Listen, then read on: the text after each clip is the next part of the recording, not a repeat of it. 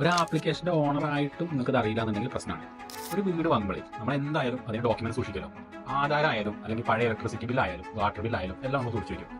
അതേപോലെ തന്നെ ഒരു ആപ്ലിക്കേഷൻ ഓണർ ആകുമ്പോൾ നമ്മൾ കുറച്ച് കാര്യങ്ങൾ സൂക്ഷിച്ച് വെക്കേണ്ടതായിട്ടുണ്ട്. അതാണ് നമുക്ക് ഇന്ന് പറയാനുള്ളത്. Source code, documentation, third party services .jks file. Source code software engineers ഉണ്ടാക്കുന്ന ഒരു സെറ്റ് ഓഫ് കോഡിനെയാണ് സോഴ്സ് കോഡ് എന്ന് പറയുന്നത്. അൾട്ടിമേറ്റ്ലി ഈ സോഴ്സ് കോഡാണ് നമ്മൾ ആപ്പ് എങ്ങനെ പെർഫോം ചെയ്യണമെന്ന് തീരുമാനിക്കുന്നത്. ആപ്പ് ഡെവലപ്മെന്റ് കൂടെ സോഫ്റ്റ്വെയർ എഞ്ചിനീയേഴ്സ് ചെയ്യുന്ന ഒരു പ്രോസസ്സാണ് ഡോക്യുമെന്റേഷൻ. ഇത് ഫ്യൂച്ചറിൽ നമുക്ക് ബഗ് ട്രബിൾ ഷൂട്ട് ചെയ്യാനും ആപ്പ് അപ്ഡേറ്റ് ചെയ്യാനും നമ്മളെ സഹായിക്കുന്നതാണ്.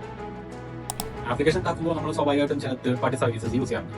സാധാരണ രീതിയിൽ തേർഡ് പാർട്ടി സർവീസാണ് പേയ്മെന്റ് ഗേറ്റ്വേ, അതേപോലെ ഗൂഗിൾ മാപ്പ്. പേയ്മെന്റ് എല്ലാം അക്സെപ്റ്റ് ചെയ്യാൻ വേണ്ടിയിട്ടാണ് നമ്മൾ പേയ്മെന്റ് ഗേറ്റ്വേ യൂസ് ചെയ്യുക. മാപ്പ് റിലേറ്റഡ് ആയിട്ടുള്ള ചില ആവശ്യങ്ങൾക്ക് വേണ്ടി നമ്മൾ ഗൂഗിൾ മാപ്പ് യൂസ് ചെയ്യാറുണ്ട്. ഇതുപോലെ പല സർവീസസ് ഉണ്ട്.